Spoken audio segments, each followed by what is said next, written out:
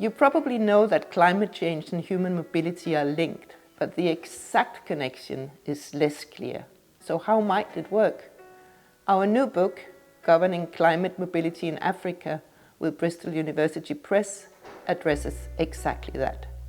It is based on 4 years of field research, and it's written by researchers based in Ethiopia, Ghana, and Denmark.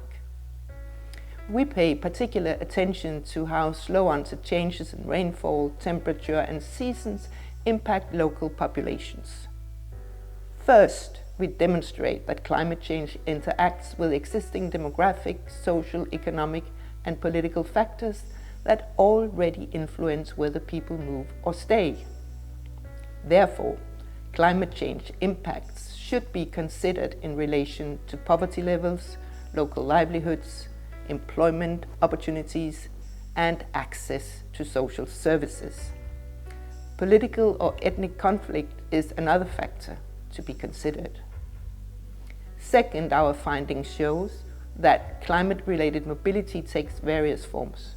It can be circular, seasonal, or episodic, as we often see in rural areas, but it may also involve long distance and longer-term movement.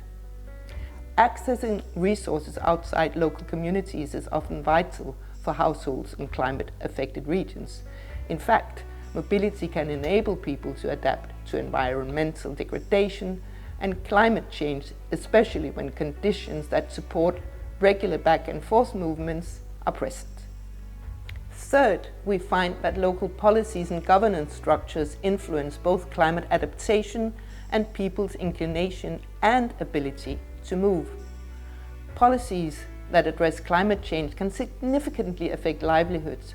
However, this doesn't necessarily mean that those who can will stop migrating, while those who lack resources and networks may be forced to stay in place. Climate change migration and governance are often studied separately. Our new book integrates these areas. Collectively, our findings challenge some common misconceptions about climate mobility. Thanks to a generous grant from the Danish Development Cooperation Agency, DIIS, the book is available for free download.